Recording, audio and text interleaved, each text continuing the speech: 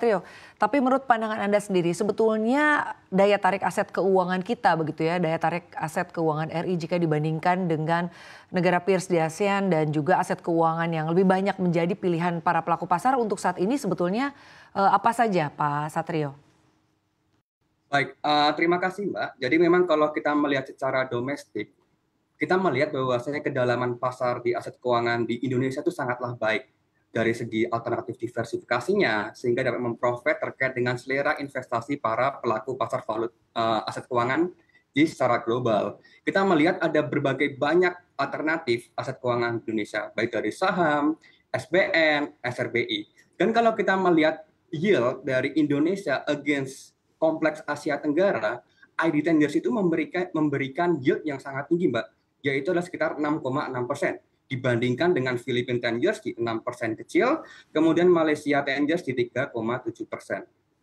Saya rasa dengan adanya diversifikasi alternatif investasi, kemudian dengan yield SBN yang menarik, dan terlebih lagi ada SRBI yang menjadi salah satu senjata utama untuk menarik inflow dengan return hampir dengan 7%, ini pun memberikan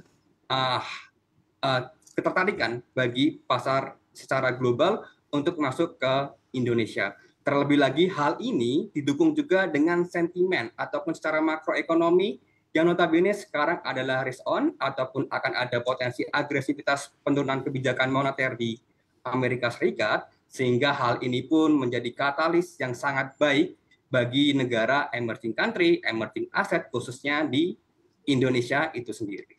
Baik Pak Satrio, tapi jika di sisa 2024 ini The Fed dan juga Bank Indonesia kompak begitu ya untuk memangkas suku bunganya, sebetulnya seberapa besar ini dampaknya menurut Anda sendiri ya jika dikaitkan atau mungkin kecenderungan mengenai benchmark investor ini kan akan beralih ke kupon SRBI yang sebetulnya kalau dilihat memang lebih tinggi begitu Pak Satrio jika dibandingkan dengan SBN. Bagaimana Anda melihat ini?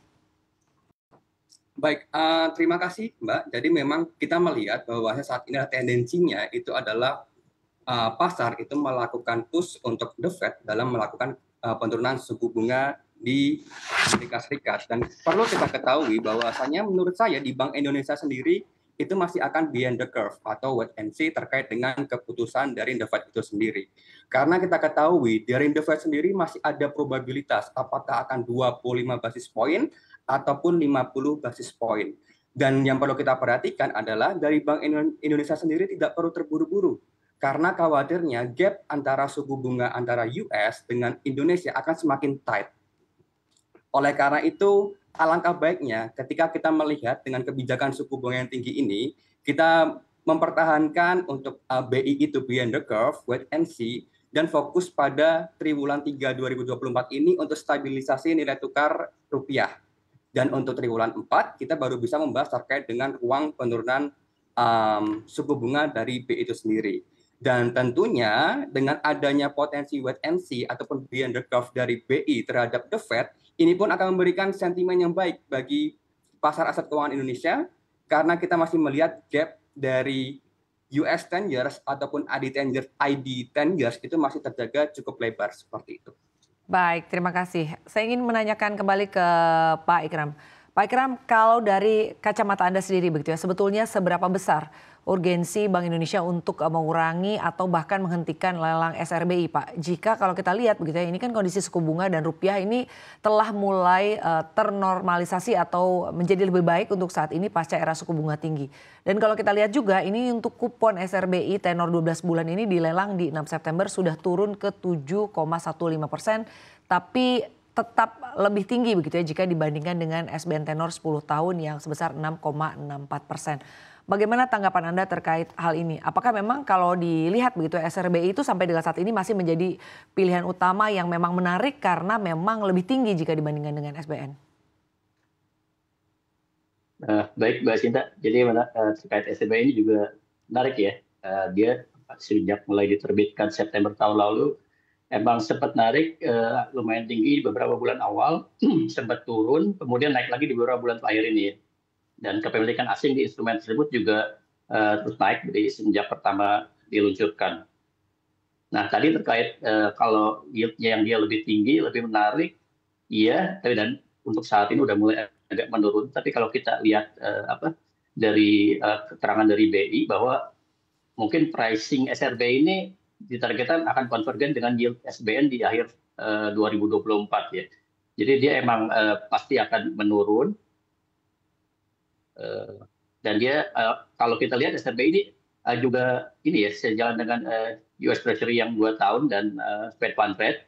Nah, jadi penyesuaiannya juga mungkin akan menyesuaikan dengan FFR dengan US Treasury yang 2 tahun ya. Meskipun mungkin penyesuaiannya itu akan lebih gradual gitu.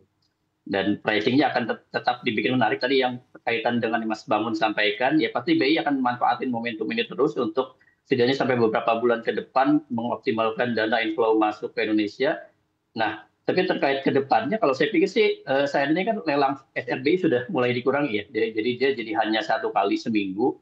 Dan kalau dilihat posisi September ini di minggu lalu, posisi SRBI ini udah lebih rendah dibanding bulan Agustus gitu. Jadi udah ada indikasi penurunan. Dan salah satunya yang tadi disebutkan oleh Mbak Sinta itu bahwa imbal hasil SRBI saat ini sudah mulai menurun. Di minggu lalu, kalau dari data yang saya lihat nih, ada non-resident tuh jual neto SRBI 7,38 triliun ya. Nah, tapi kalau kita lihat beberapa, ini kita agak loncat, jadi misalkan sampai 2-3 tahun ke depan, apakah SRBI ini masih akan jadi andalan? Saya pikir itu akan tergantung situasi ya. Kita lihat Indonesia 2-3 tahun ke depan sampai 2027 kita ada utang jatuh tempo yang lumayan agak besar. Jadi saya pikir nanti mungkin ekspektasinya adalah akan diterbitkan SBN yang bisa diserap oleh pasar. Tapi pertanyaannya kalau pasar ternyata tidak bisa menyerap semuanya atau tidak bisa menyerap dengan optimal, pastinya akan ada ekspektasi Bank Indonesia untuk bisa menyerap SBN itu. Kalau SBN itu nanti kembali diserap sama Bank Indonesia, mungkin akan jadi underlying yang besar lagi untuk Bank Indonesia berpotensi kembali merilis SRBI ke depannya.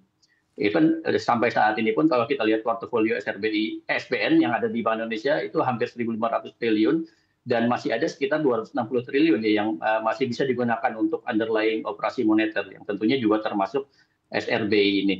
Tapi kalau dari kita posisinya menurut kita sih pengurangan frekuensi dan plan untuk konvergensi pricing ini udah cukup tepat ya untuk dilakukan untuk saat ini. Baik.